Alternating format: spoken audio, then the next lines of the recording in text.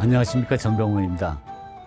얼마 전에 그 청아백자 운용문 항아리가 경매에서 그 70억에 낙찰돼 가지고 화제가 된 적이 있습니다. 우리 문화재로는 아마 경매에서 두 번째로 비싼 그런 가격입니다. 근데 용이 그려진 그 백자가 비싼 이유가 있습니다. 왜냐하면 그 용이라는 거는 그 최고의 권력인 그 왕을 상징하기 때문입니다. 그래서 이제 오늘은 그 용 그림을 통해서 과연 권력이 무엇인가 그 의미를 살펴보기로 하겠습니다. 전주 경기전에 가면은 조선 왕조를 세운 그 태조 어진이 있습니다. 그 태조 어진의 그 어깨라든가 가슴, 그리고 또 이제 그 용상을 보면은 전부 그 용으로 장식되어 있는 것을 우리가 볼 수가 있습니다. 다시 말하면 용은 그 왕의 가장 그 대표적인 그 상징이란 뜻입니다. 용은 사실은 그 실제한 동물이 아니고 그 상상의 동물입니다. 그것도 무려 그 9가지 동물의 그 조합으로 이루어져 있습니다. 그 머리는 낙타고, 눈은 토끼, 또 귀는 소, 목은 뱀, 배는 조개, 비늘은 잉어, 그 발톱은 매, 발바닥은 호랑이입니다. 그 세종 때의 기록을 보면 아주 흥미로운 이런 기절이 있습니다. 그 세종대왕이 이제 대원들에게 그 용이 어느 곳에 보이는가, 태종 때에는 용이 바깥 데서 솟아나는 일이 있었다지만 그 용도 금수의 일종이니 개의하다 말할 수 없다, 이렇게 말씀을 하시니까 대원들이 또 이제 뭐라고 대답하냐면, 신들이 아는 것으로는 충청도, 평택, 아산, 전라도, 만경, 인파, 용담 등지에 간혹 보인다고 합니다. 만약에 이제 널리 물어보신다면은 본 사람이 반드시 많을 것입니다. 그래서 상상의 동물 용인데, 우리가 세종대왕하고 그 대원의 어떤 그 대화를 보면은 과연 그 용을 어떻게 인식했는가, 아주 의아스러울 정도의 이런 대화가 오고 가고 있는 걸 볼 수가 있습니다. 근데 우리가 이제 용 그림을 볼 때 가장 이제 그 주의할 부분이 있습니다. 바로 이제 그 코 옆에서 나는 거가 더듬입니다. 그리고 또 이제 여기 뿔이 있고 턱수염이 있고 머리가 또 뒤에 이렇게 휘날리고 있습니다. 우리나라 그 용 그림을 보면은 17세기의 용이 굉장히 재밌습니다. 왜냐하면 그 왕의 상징, 그 왕의 권위를 대변하는 용인데도 그걸 멍청하게 그립니다. 그래서 이제 과연 이걸 왜 멍청하게 그렸을까? 그걸 이제 생각해 보니까 그 이유는 바로 그 16세기 1592년부터 1636년까지 일어난 그 4번의 전쟁 때문이 아닌가, 이렇게 생각을 합니다. 그래서 임진왜란부터 그 병자호란까지의 그 전쟁을 겪으면서 우리나라의 어떤 경제 사정도 피폐해지고 또 국군도 아주 그냥 바닥을 치는 이제 이런 상황이 돼버립니다. 그런 시대에 왜 이렇게 그 명청한 용이 이렇게 그려지느냐? 그거는 아마 두 가지 이유가 있습니다. 첫 번째는 그 임진왜란 때 일본 사람들이 우리나라의 그 인류 도공들을 그 잡아간 것이 하나의 또 원인이고, 그다음에 이제 두 번째는 이런 4번의 그 전쟁을 겪으면서 어떤 그 통치자, 다시 말하면 그 왕에 대해서 강한 그 회의를 느끼기 때문에 어떤 그 왕에 대한 어떤 그 분노를 멍청한 용을 통해서 표출한 것이 아닌가, 이제 이렇게 생각을 합니다.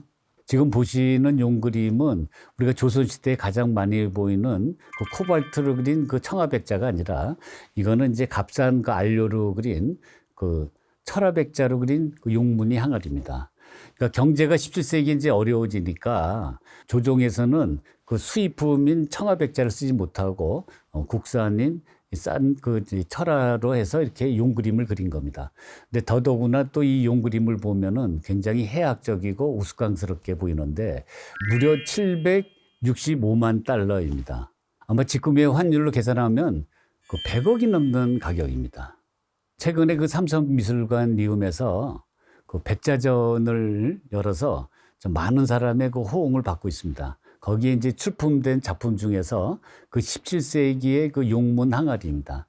지금 보시면은 이 용은 마치 이게 만화의 어떤 캐릭터가 아닌가 할 정도로 너무 아주 그 변형이 많이 돼 있고, 또 여기 구름을 보시면 구름은 마치 우리가 자동차 그 매연 연기처럼 이렇게 이제 표현이 되어 있습니다.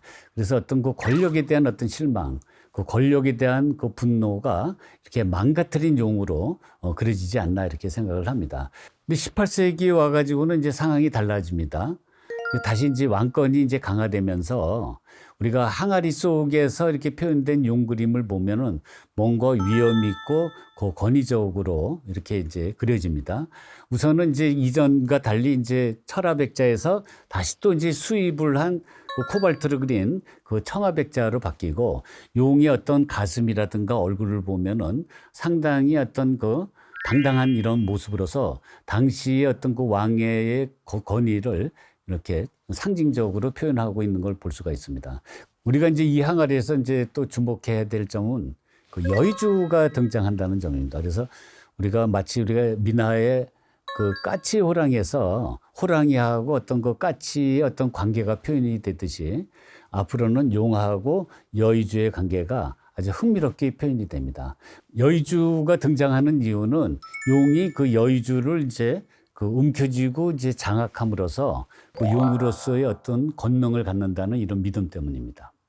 앞에 보여드렸던 그 항아리와 이제 비슷한 시기에 제작된 그 18세기의 그 운용도를 보면은, 지금 이제 그 노란 그 황룡이 코에서 더듬이를 이렇게 이제 좌우로 펼치고 있고, 그 앞에 있는 그 여의주를 이렇게 이제 위협하는 모습으로 나옵니다.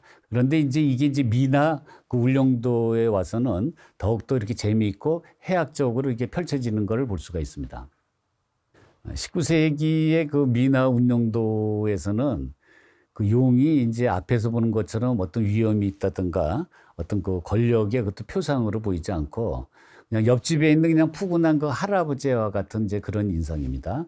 그래서 이제 하얀 수염이 있고, 그 다음에 이제 좌우로 이제 펼쳐진 그 더듬이도 앞에서 보시는 것처럼 이렇게 이제 강한 모습이 아니고 이렇게 아주 리드미컬하게 이제 곡선을 그리고 있습니다. 그런데 그 파랗고 그다음에 빨간색으로 그려진 여의주는 그 용으로부터 이렇게 벗어나기 위해서 나살려라 하면서 이렇게 도망가는 모습으로 이렇게 이제 표현이 되고 있습니다. 이 그림에 이제 등장하는 황룡은 우리가 전통적으로 그 왕을 상징합니다. 근데 왕을 상징하는 그 이용이 그 입을 벌려서 앞에 있는 그 여의주를 쫓고 있습니다. 여의주는 이제 나살려라 하면서 이제 도망가는 이런 모습입니다. 이거 더욱더 이제 흥미로운 건 뭐냐면은 뒤에 휘날리고 있는 그 녹색의 이런 머리카락입니다. 그래서 앞으로 이제 미나 속에서는 이 머리카락이 굉장히 아주 패셔너블하게 나오는 걸 우리가 볼 수가 있습니다.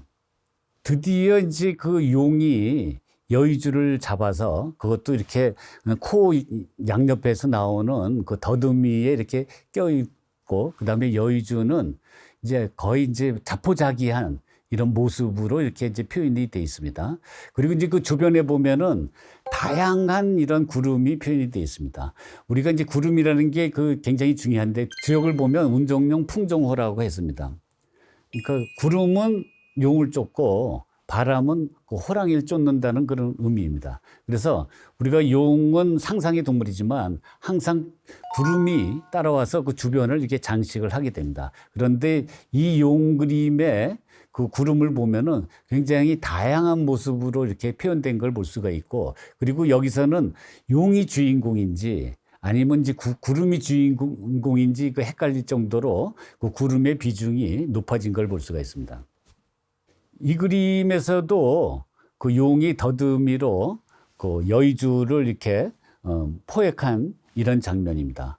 여기서의 그 용은 굉장히 위험 있고 이렇게 권위적이고, 또 주변에 있는 이런 패턴화된 이 구름이 그 용의 어떤 권위를 더욱 돋보이게 합니다. 근데 이제 흥미로운 건 뭐냐면은 그 용의 그 헤어스타일인데, 용의 헤어스타일이 마치 우리가 흑인들이 어떤 그 네개머리와 같이 이렇게 표현되어 있는 걸 볼 수가 있습니다. 그래서 우리가 이제 조선 말기 19세기의 그 울릉도를 보면은 헤어스타일을 어떻게 표현했느냐, 그 여의주와 또 어떤 관계로 이렇게 묘사가 되고 있느냐가 굉장히 그 이 울릉도를 관람하는 그 포인트가 된다고 볼 수가 있습니다. 이 용은 그 황룡이기 때문에 분명히 이제 그 왕을 상징하지만 그 눈이나 아니면 입을 보면 아주 멍청하게 이렇게 표현이 되어 있습니다. 이거는 이제 조선 말기에 와서 다시 또 추락하는 어떤 왕권을 그 상징하는 듯한 이런 그림이라고 볼 수가 있습니다. 여기서도 그 길게 내면 이제 더듬이로 그 여의주를 이제 포획하고 있고, 또 주변에 보면은 그 패턴화된 이런 구름 문양으로 이렇게 가득 찬 걸 볼 수가 있습니다. 이거는 이제 일제 강점기 때 그 제작된 거로 보이는 북한의 그 해주 백자입니다. 우리가 17세기에 봤던 또 용그림처럼 다시 또 이렇게 또 망가진 이런 모습으로 이렇게 등장을 하는데, 근데 여기서 나오는 그 용그림을 보면은 마치 우리가 꺼벙이 같은 이런 이제 캐릭터로 이렇게 표현이 됩니다. 좀 더 이렇게 자세히 보면은 눈도 이렇게 튀어나왔고, 또 치아도 굉장히 부실한 모습이고, 또 그 밑에 보면 이제 수염까지 이게 달려 있습니다. 왕의 상징인 그 용을 그 망가뜨리고 해체시키면은 얼마나 이렇게 기상천외한 캐릭터가 등장하는지를 바로 이제 이 해주백자의 이미지는 보여주고 있습니다. 미나 속의 그 용그림을 보면 정말 기상천외합니다. 마치 우리가 피카소의 그림과 같은 이런 다양한 상상력을 우리가 발견할 수가 있습니다.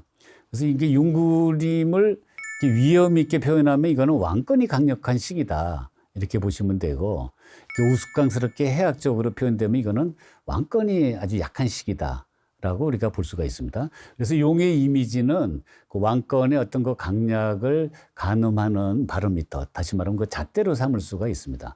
그러니까 민중의 힘이 분명히 어떤 그 왕권과 이런 시소 관계에 있었다는 것을 그 울릉도를 통해서 우리가 알 수가 있습니다.